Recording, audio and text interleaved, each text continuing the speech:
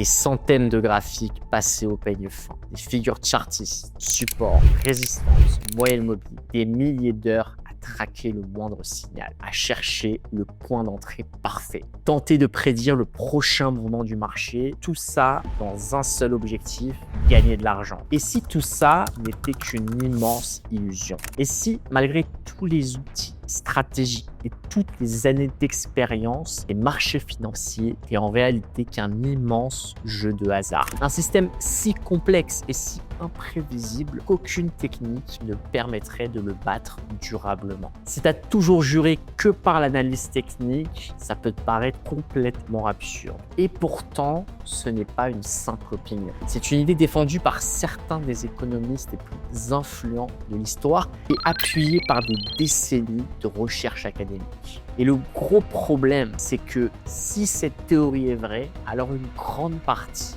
de tout ce qu'on nous a enseigné sur le trading s'effondre instantanément. Alors, dans cette vidéo, on va remonter à l'origine de cette théorie, analyser les preuves qui la soutiennent et surtout répondre à la question fatidique: est-il réellement possible de gagner de l'argent sur les marchés grâce à l'analyse technique? Alors, sans plus attendre, rentrons dans le vif du sujet. Notre histoire commence en 1973 aux États-Unis. À l'université de Princeton, un professeur d'économie nommé Burton Malkiel est en train d'écrire un livre. À ce moment-là, il est loin d'imaginer que cet ouvrage deviendra l'un des livres les plus influents de la finance. Son titre, A Random Walk Down Wall Street. Et rien que le titre résume toute sa vision des marchés en 3 mots. Random Walk, en français, signifie tout simplement la marche aléatoire. Car, selon Malkiel, l'évolution des prix n'obéit à aucun schéma prévisible. Chaque mouvement de prix est totalement indépendant du précédent. Autrement dit, tout ce qui s'est passé hier ne permettrait absolument pas de prédire ce qui se passera demain. Et ce qu'il faut savoir, c'est que cette idée, elle ne sort pas de nulle part. Elle s'inscrit parfaitement dans une autre théorie extrêmement célèbre en finance, la théorie de l'efficience des marchés. Alors, le principe est très simple.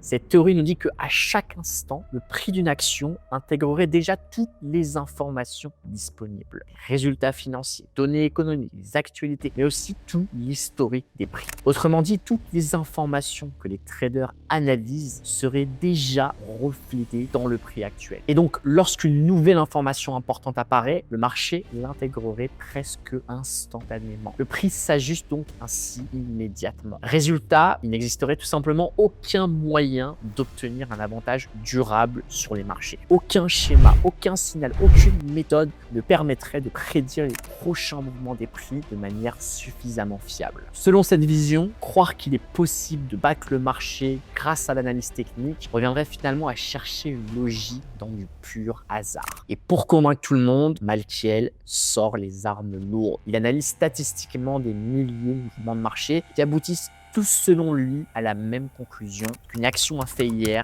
ne permettrait jamais de prédire ce qu'elle fera demain. Mais il ne s'arrête pas à de longues démonstrations statistiques ou à des calculs compliqués. Il décide de prouver son point de vue d'une manière complètement inattendue. Avec ses étudiants, il crée un faux graphique boursier. Sauf qu'il y a un détail. Ce graphique ne provient d'aucune entreprise, aucun marché, aucune donnée financière. Chaque variation est générée uniquement avec un simple lancer de pièces. Pile, le prix monte, face, le prix baisse. Rien d'autre, 100% de hasard. Et une fois les graphiques terminés, Malkiel le montre à un analyste technique sans lui révéler son origine. L'analyste commence donc à examiner le graphique.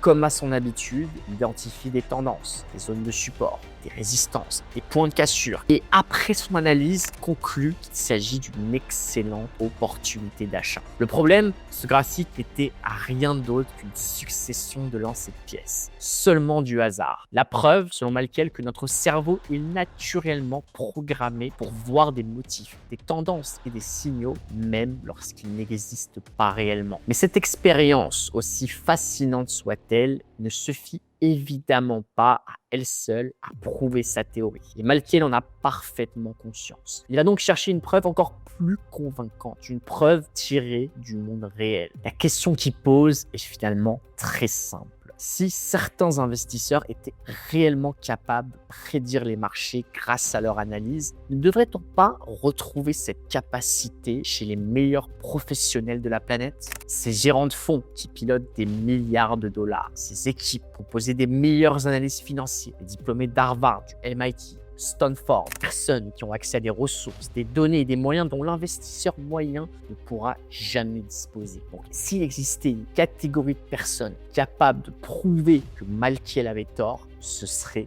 bien eux. Et pourtant, lorsqu'on met de côté le marketing, costume sur mesure et l'image presque mythique de Wall Street, les chiffres racontent une toute autre histoire. Année après année, décennie après décennie, le constat reste toujours le même. La majorité de ces soi-disant pontes de la finance échouent à battre un simple indice boursier sur le long terme et on ne parle pas d'une légère majorité. Selon les études Spivak qui suivent justement les performances des fonds depuis des décennies, ces études nous montrent qu'après 10 à 15 ans, entre 80 et 90% des fonds gérés activement font moins bien qu'un simple indice de marché comme le S&P 500. Convaincu que sa démonstration ne laisse aucune place au doute, Malkiel ira même jusqu'à écrire cette phrase deviendra légendaire. Même un singe aux yeux bandés qui choisirait des actions au hasard en lançant des fléchettes sur un journal pourrait obtenir d'aussi bons résultats que les meilleurs experts de la finance. À ce moment-là, Malkiel est convaincu d'avoir posé les fondations d'une théorie quasiment impossible à réfuter. Ce qu'il ne pouvait pas savoir en revanche, c'est que cette phrase allait un jour devenir le point de départ d'un rebondissement que personne n'avait vu venir. Des décennies plus tard, un homme va tenter l'impensable. Vérifier si le célèbre singe de Malkiel était réellement capable, comme il l'affirmait, de battre Wall Street. Cet homme, c'est Rob Arnott. Ce n'est pas n'importe qui. Fondateur et CEO de Research Affiliates, il gère avec son équipe des centaines de milliards de dollars pour certains des plus grands fonds de pension et investisseurs institutionnels au monde. Et si Rob Arnott s'attaque à cette théorie, c'est parce qu'il pense qu'elle ne raconte peut-être pas toute l'histoire. Avec son équipe de chercheurs, il décide donc de mettre l'affirmation de Malkiel à l'épreuve. Alors pas avec un singe et des fléchettes, comme l'avait pensé Malkiel, mais encore mieux. Il compile plus d'un demi-siècle de données boursières. Et le principe est d'une simplicité déconcertante. Chaque année, il sélectionne complètement au hasard 30 actions parmi plus de 1000 grandes entreprises américaines. Aucune analyse, aucun critère, aucune prédiction. La sélection se fait de manière 100% aléatoire, exactement comme si un singe lançait des fléchettes au hasard sur les pages d'un journal financier. Sauf que Rob Arnott ne va pas se contenter d'un seul singe. Il va en créer 100. Autrement dit, il va répéter cette expérience 100 fois, exactement comme si 100 singes différents lançaient chacun leur propre fléchette sur le marché. Pour que les résultats soient statistiquement solides, il ne va pas tester son expérience sur 5, 10, voire même 15 ans. Non, mais sur près d'un demi-siècle de marché, de 1964 à 2012. Tout est réuni pour enfin mettre cette théorie à l'épreuve. Si Malkiel s'est trompé, cette expérience devrait le démontrer une bonne fois pour toutes. Sauf que même Rob Arnott ne s'attendait probablement pas à ce qui allait suivre. Les résultats sont si surprenants qu'il les résume en une seule phrase. Malkiel avait tort. Et à ce stade, vous dites sûrement, parfait, son expérience a bien prouvé qu'un singe était incapable de battre le marché. Eh bien, c'est précisément là que l'histoire devient fascinante. Parce que lorsque Rob affirme que Malkiel avait tort, ce n'est pas du tout pour la raison que vous imaginez. Ce n'est pas parce que les singes ont échoué à faire aussi bien que l'indice, c'est même tout l'inverse. Ils ont tellement bien performé qu'au lieu de faire aussi bien que le marché, ils l'ont battu. Et pas une seule fois. Sur les 100 portefeuilles simulés, 96 ont surperformé l'indice de référence. Pas sur une année exceptionnelle, non, mais sur près de 50 ans de données. Alors, avant de vous précipiter à l'animalerie du coin pour commander votre singe lanceur de fléchettes, attendez, parce qu'il y a un détail que je ne vous ai pas encore dit. Parce que, en réalité, les singes, ils ont triché. Oui, ils ont triché. Enfin, pas volontairement, évidemment. Mais pour comprendre pourquoi, il faut d'abord regarder l'adversaire qu'ils venaient de battre. Le S&P 500, le S&P 500. Le fameux indice américain qui regroupe les 500 grosses entreprises cotées à Wall Street.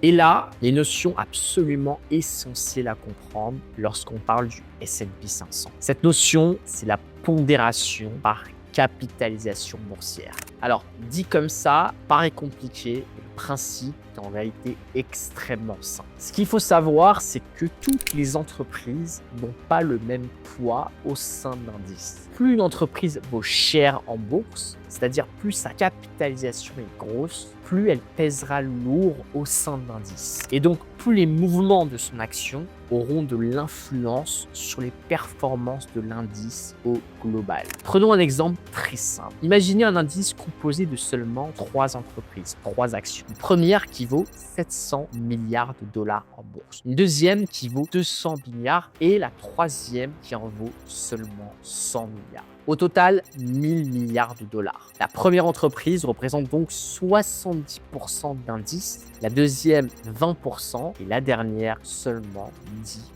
Donc concrètement, les performances de l'indice vont dépendre énormément de cette première entreprise. Simplement parce qu'elle est beaucoup plus grosse que les autres et donc son poids va influencer beaucoup plus l'indice que les deux autres. Autrement dit, plus une entreprise est grosse en bourse, plus ses mouvements auront d'influence sur la performance de l'indice. Et c'est précisément là que se cache le tour de passe-passe de nos singes. Parce que, souvenez-vous, eux aussi sélectionnaient leur action complètement au hasard. Sauf qu'un petit détail leur donnait, sans même qu'ils le sachent, un avantage considérable sur le S&P 500. Un détail qui explique en grande partie pourquoi 96 d'entre eux ont réussi à battre l'indice sur près de 50 ans. Et ce détail porte un nom, les small cap. Pour ceux qui ne connaissent pas ce terme, small cap, c'est tout simplement une entreprise dont la capitalisation boursière est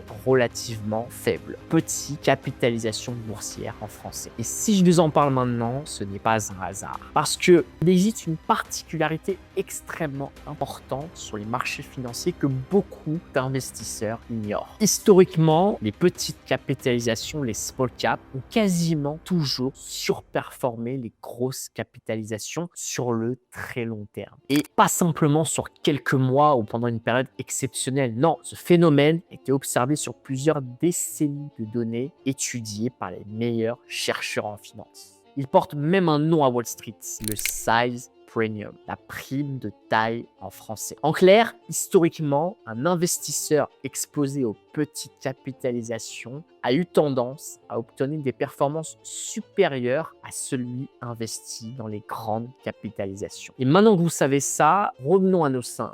Parce que, souvenez-vous, ils sélectionnaient chacun 30 actions complètement au hasard parmi les 1000 plus grandes entreprises américaines. Et parmi ces 1000 entreprises, ce qu'il faut savoir, c'est qu'il existe beaucoup plus de petites et moyennes capitalisations que de géants pesant plusieurs centaines de milliards de dollars. Donc mathématiquement, nos singes avaient donc beaucoup plus de chances de sélectionner des small caps, des petites capitalisations. Mais surtout, une fois les 30 actions sélectionnées, chacune recevait exactement le même poids dans le portefeuille. Que l'entreprise vaille 10 milliards, 500 milliards de dollars, peu importe, chacune représentait 1/30 du portefeuille, soit 3,33%. Et c'est justement là que leur avantage a apparaît. Alors que le S&P 500 concentre naturellement une grosse partie de son poids sur les plus grosses entreprises, le portefeuille des singes, lui,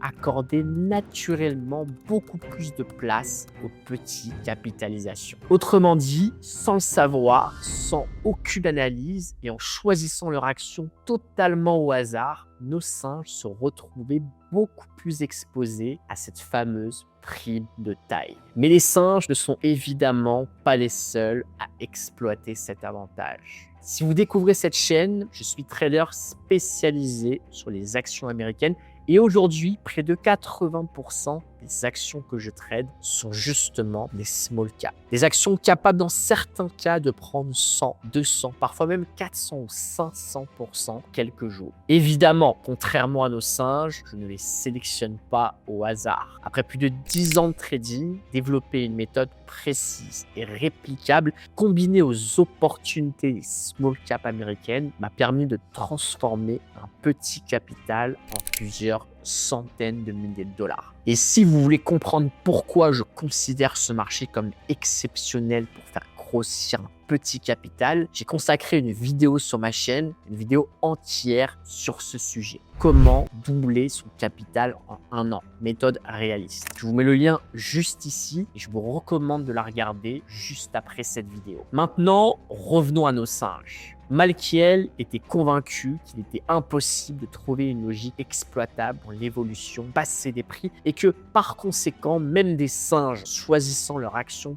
totalement au hasard pouvaient obtenir des performances comparables à celles des meilleurs experts utilisant l'analyse technique. Et après l'expérience de Rob Arnott, il s'avère que les singes ont fait encore mieux. Ils ont battu l'indice. Mais cela ne prouve toujours pas l'idée centrale défendue par Malkiel, que l'analyse des prix passés ne permettrait pas de prédire les prix futurs et que l'analyse technique serait donc complètement hasardeuse. Car la surperformance des singes ne venait absolument pas du simple hasard, mais principalement de la manière dont leur portefeuille était construit et de leur forte exposition au small cap. La véritable question reste entière. L'analyse technique est-elle réellement une méthode capable de prédire les marchés ou simplement une forme de sorcellerie financière, un rituel presque ésotérique dénué de tout fondement réel comme l'affirment certains des plus grands économistes? Et pour obtenir une véritable réponse à cette question, il faudra attendre 1993, lorsque 2 chercheurs américains vont faire une découverte qui va remettre en cause l'une des théories les plus solidement établies de la finance moderne. Cette découverte porte un nom, le momentum. Et si vous me connaissez déjà, vous savez à quel point ce concept est absolument central dans ma manière de trader les marchés. Ce n'est pas simplement un indicateur que je regarde de temps en temps. C'est littéralement l'un des piliers de toute ma stratégie de trading. Et c'est notamment l'exploitation de ce phénomène qui m'a permis au fil des années de générer des sommes très importantes grâce à mon trading et de m'expatrier au Panama. Mais ce qui est fascinant, c'est que ce concept repose sur ce que les chercheurs vont considérer comme une véritable anomalie de marché. Nous sommes au début des années 90. À cette époque, la quasi-totalité du monde académique considère encore illusoire l'idée de pouvoir utiliser les mouvements passés des prix pour anticiper leurs mouvements futurs. Mais 2 chercheurs américains, Giganesh et Titman, ont un doute. Ils soupçonnent que derrière l'apparente imprévisibilité des marchés se cache peut-être une régularité. Une régularité suffisamment simple pour passer presque inaperçue. Et pourtant suffisamment puissante pour remettre en question une partie de tout ce que l'on pensait savoir sur les marchés. Alors, ils vont se poser une question presque naïve. Et si les actions qui ont le plus monté dans le passé avaient simplement tendance à continuer à monter? Dit comme ça paraît presque trop simple. Et pourtant, si c'est vrai, comprenez immédiatement le problème. Parce que cela voudrait dire que les prix passés contiennent bel et bien des informations sur les prix futurs. Autrement dit, le principe même sur lequel repose l'analyse technique. Exactement ce que la théorie de la marche aléatoire de Malkiel disait être impossible. Alors, Jighadesh et Titman décident de vérifier. Ils récupèrent près de 25 années de data, de 1965 à 1989, sur toutes les actions américaines cotées au NYSE et à l'Amex. Et leur expérience est d'une simplicité presque déconcertante. Ils vont prendre toutes ces actions et les classer uniquement selon leur performance des derniers mois. D'un côté, celles qui ont le plus monté, les winners, et de l'autre, celles qui ont le plus baissé, les losers. Puis, ils vont faire quelque chose que n'importe quel économiste de l'époque considérait comme complètement absurde. Ils vont acheter les winners et vendre, shorter les losers. Aucune analyse fondamentale, aucun résultat financier, rien de tout ça. La seule information qu'ils utilisent, c'est le prix passé. Ils répètent l'expérience avec différentes périodes.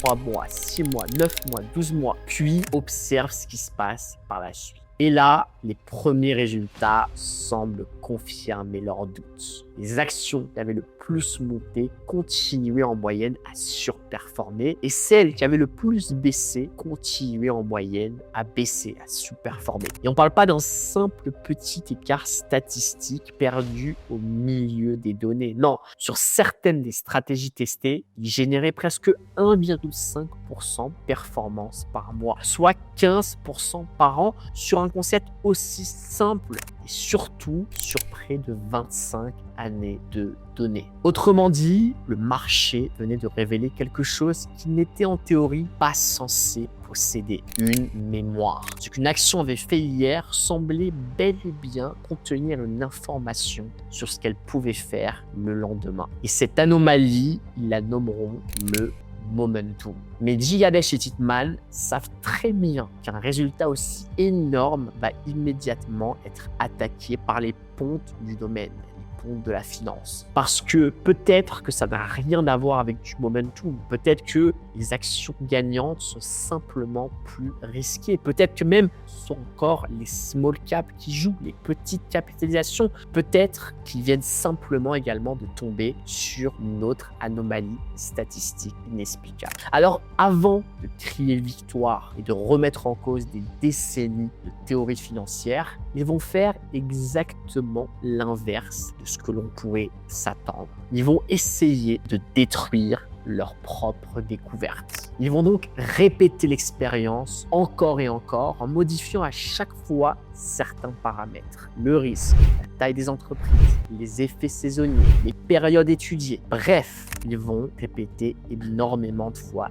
l'expérience. Et pourtant, rien n'y fait. Peu importe la manière dont ils retournent le problème, le même phénomène continue d'apparaître. Le momentum refuse de disparaître. Et en 1993, ils publient finalement leurs résultats dans l'une des revues académiques les plus prestigieuses de la planète, The Journal of Finance. Le titre de leur étude, Returns to Buying Winners and Selling Losers Implications for Stock Market Efficiency. Soit en français, rendement d'une stratégie consistant à acheter les gagnants et vendre les perdants, implication pour l'efficience des marchés financiers. Et ces derniers mots sont extrêmement importants. Implication pour l'efficience des marchés. Parce que derrière cette expérience apparemment toute simple se cache en réalité une véritable bombe pour la théorie des marchés efficients qui jusqu'à présent dominait largement le monde académique. Pendant des décennies, le monde académique avait considéré comme absurde l'idée de prédire les prix futurs à partir des prix passés, reléguant presque l'analyse technique au rang de charlatanisme financier. Et voilà que 2 chercheurs venaient de démontrer qu'une stratégie utilisant justement comme seule information le prix passé générait des performances anormales sur plusieurs décennies de données. Après ce séisme provoqué dans le monde académique, leur étude commence rapidement à se poser comme l'une des recherches les plus importantes de la finance moderne. L'anomalie du momentum était née. À ce stade, les défenseurs de l'analyse technique venaient clairement de remporter une bataille. Pour la première fois, les recherches académiques solides montraient que le passé des prix pouvait bel et bien contenir des informations sur leur évolution future. Mais cette découverte allait immédiatement faire naître une question encore plus dérangeante. Pourquoi ? Pourquoi un phénomène aussi simple que le momentum peut-il exister dans des marchés financiers censés être ultra compétitifs et peuplés de millions d'investisseurs à la recherche de la moindre anomalie? Est-ce simplement un bug du marché ou existerait-il une raison beaucoup plus profonde derrière tout ça?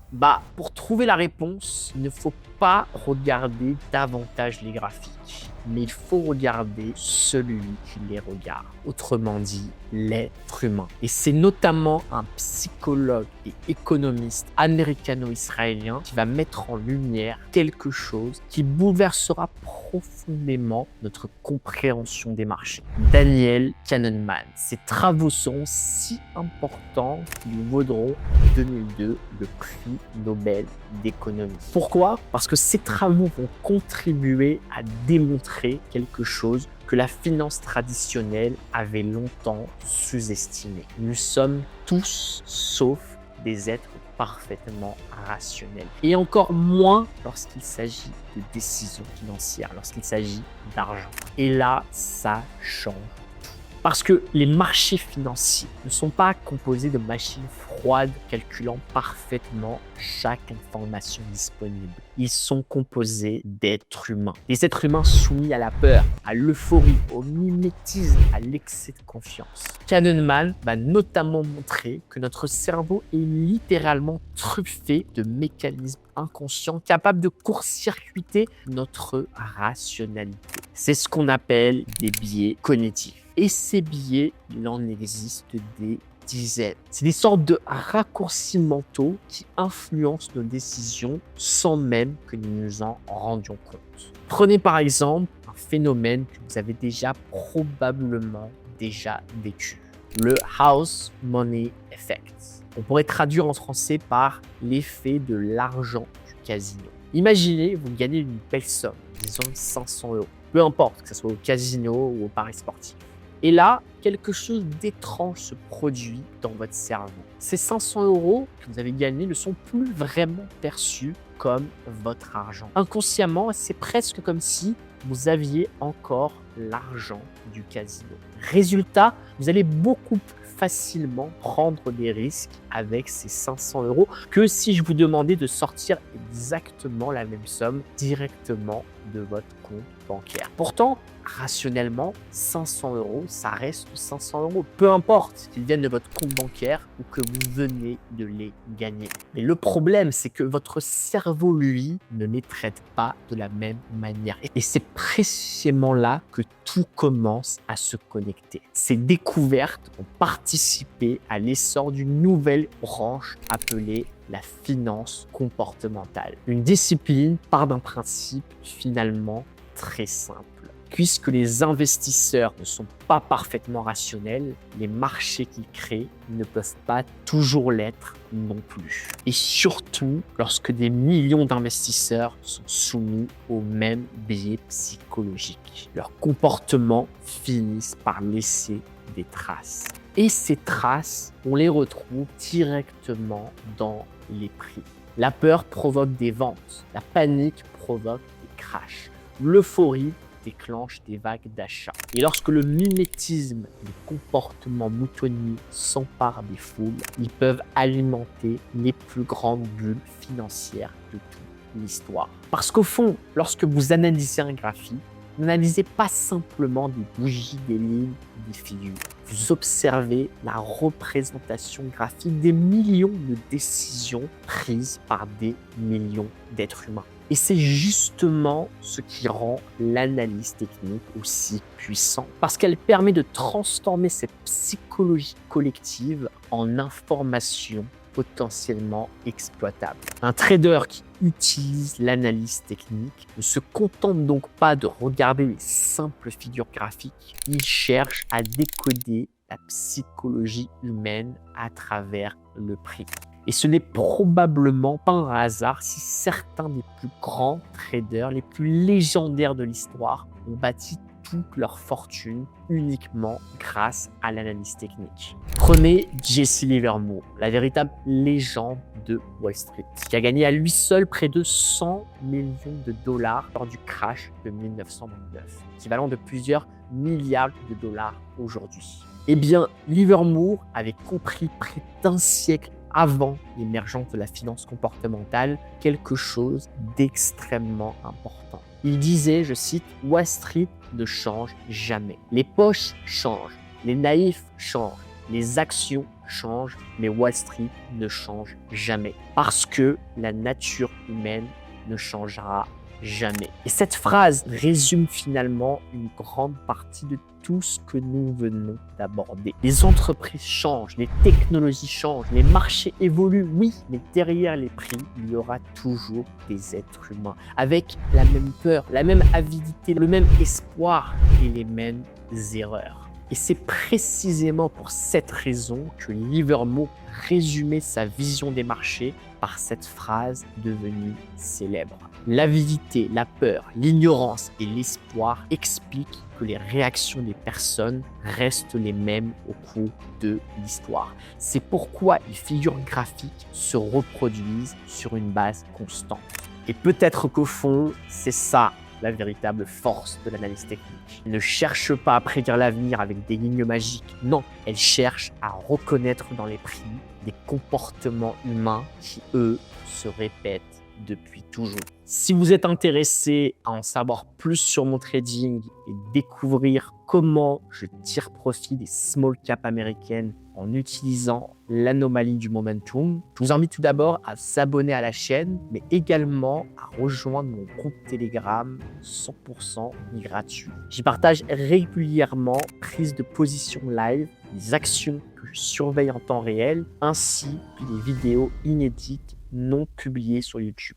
Le lien directement dans la description. C'était Noam, on se retrouve très vite dans une prochaine vidéo. Peace out.